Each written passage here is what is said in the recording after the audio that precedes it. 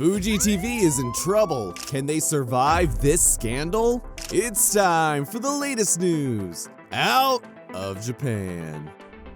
A while ago, a massive scandal involving entertainer Masahiro Nakai and a female Fuji TV employee sent shockwaves across Japan and the world as a whole. Fuji TV is one of the biggest television networks in Japan. They have been broadcasting Saze-san, the longest-running anime in the world with over 7,000 episodes since 1969. Aside from Saze-san, Fuji TV is also known for airing several other major anime titles, including One Piece, Dragon Ball, and Digimon Adventure. For the past month, Japan has been focused on allegations of sexual misconduct involving one of its most famous stars at Fuji TV. This case is testing how the entertainment industry responds to abuse claims against well-known celebrities. Masahiro Nakai, a former member of the popular boy band SMAP, has been accused of sexually assaulting a woman at a private dinner in June 2023. This dinner was reportedly arranged by a senior employee at Fuji TV, one of Japan's largest broadcasters. Nakai, who later became a successful TV host for Fuji, announced his retirement on Thursday. On his fan club website, he stated that he had completed all discussions with TV stations, radio broadcasters, and sponsors regarding my termination, cancellation, removal, and contract annulment. I will continue to face all problems sincerely and respond in a wholehearted manner. I alone am responsible for everything, Nakai said, according to the Mainichi Shimbun newspaper. Nakai retired soon after admitting he was involved in trouble with the woman. According to the Shukan Bunshin Weekly magazine, he reached an out-of-court settlement worth 90 million yen, which is 600,000 USD, with her. Although there is no police investigation against him, Nakai denied using violence or involving a third party. He insisted he had responded sincerely to the woman in the settlement. This trouble is entirely due to my shortcomings, he said in a statement on his official website. Japan's entertainment industry has been forced to rethink how it handles sexual misconduct claims, since music mogul Johnny Kitagawa was accused of sexually abusing hundreds of boys and young men in his agency. These allegations were ignored for more than 2 decades by broadcasters and print media, even though Kitagawa's agency supplied popular boy bands like SMAP to TV networks. The allegations against Kitagawa were only seriously addressed in 2023, 4 years after his death in 2019 at age 87. This happened after the BBC documentary Predator: The Secret Scandal of J-Pop gained global attention, encouraging more survivors to come forward. Now, hundreds of people are seeking compensation from the agency.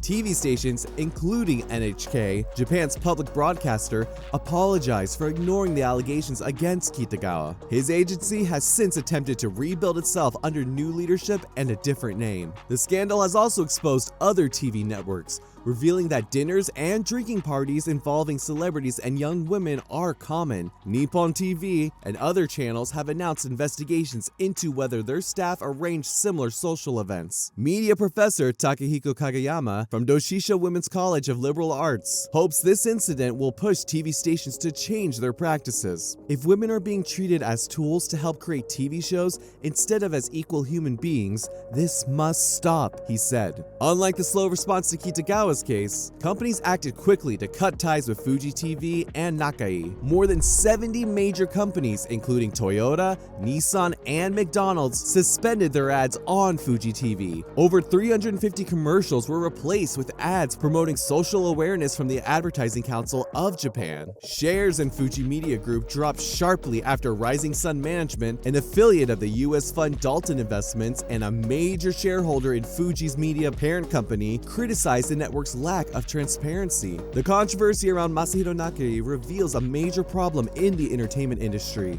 It also highlights serious issues in your corporate governance. Rising Sun stated in an open letter to the Fuji board, "The lack of consistency and transparency in reporting the facts and your poor response deserves serious criticism. This damages viewer trust and reduces shareholder value. As one of your largest shareholders holding over 7% of your stock, "We are outraged." Following this backlash, Fuji TV changed its stance. Last week, the network announced an independent investigation led by a panel of lawyers into the sexual misconduct allegations and the possible involvement of Fuji TV employees. The network also suspended a weekly show hosted by Nakai, while other major networks removed him from their programs. Fuji TV's president, Koichi Minato, apologized for causing tremendous trouble and concern due to the reports. However, his press conference failed to ease tensions, as it was only open to select media and was not allowed to be broadcast. After further criticism, Fuji TV announced it would hold a more open press conference next week.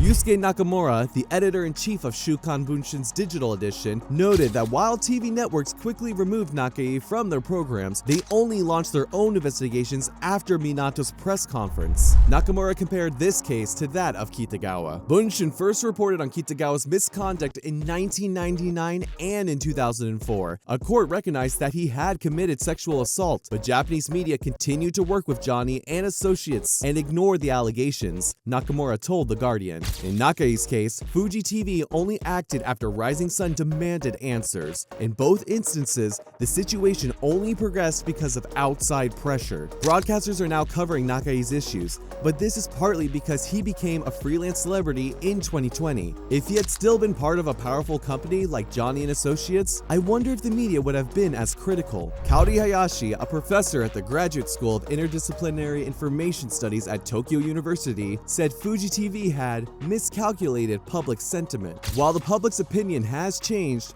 Fuji TV's management seems out of touch.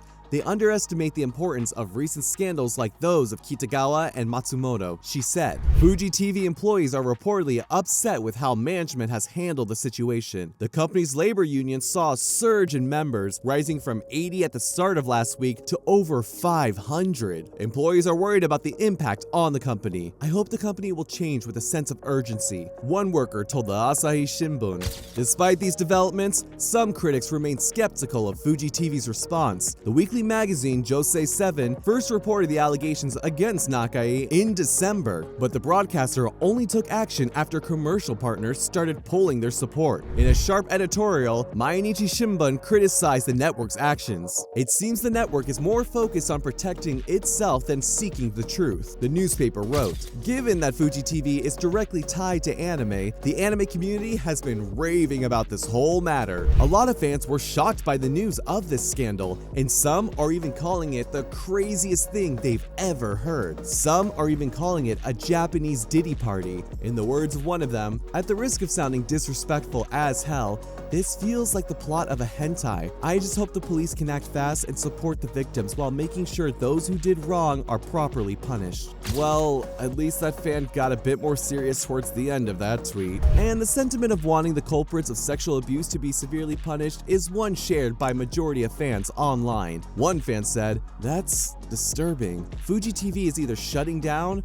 or the people responsible are getting kicked out." It's a stern belief amongst many people online that this trend of female staff abuse in Japan is also happening in the idol industry and even in the larger entertainment industry. A fan poured out their bitter frustrations online saying, "Honestly, not even shocked. High-powered businessmen using women as party favors has been one of the worst kept secrets since the beginning of time. It's only now not acceptable because Western feminism has become global." Some fans are even going as far as calling these high-powered businessmen demons and saying the only way to make them stop abusing women is for Guts from Berserk to hunt them down. Honestly, everyone needs to advocate for the death of these old customs in Japanese workplaces. Mistreatment of workers like this really needs to be brought to light and shut down. As for the sponsor companies that pulled out, several fans are convinced that they might return to work with Fuji again, since they have much to lose by backing away from them. In the words of a fan, "Yeah, it's gonna be a rough one, but I still feel sponsors have more to lose in a sense, not being able to sponsor One Piece and Dragon Ball, which alone generates enough revenue without ads. People like Bandai will want to promote their figures and games alongside too. I think sponsors will fold sooner than later." Other fans fans are convinced that these 100 advertising companies that pulled out have more to gain by doing so. They believe that these companies were involved and even profiting from this abuse, so pulling out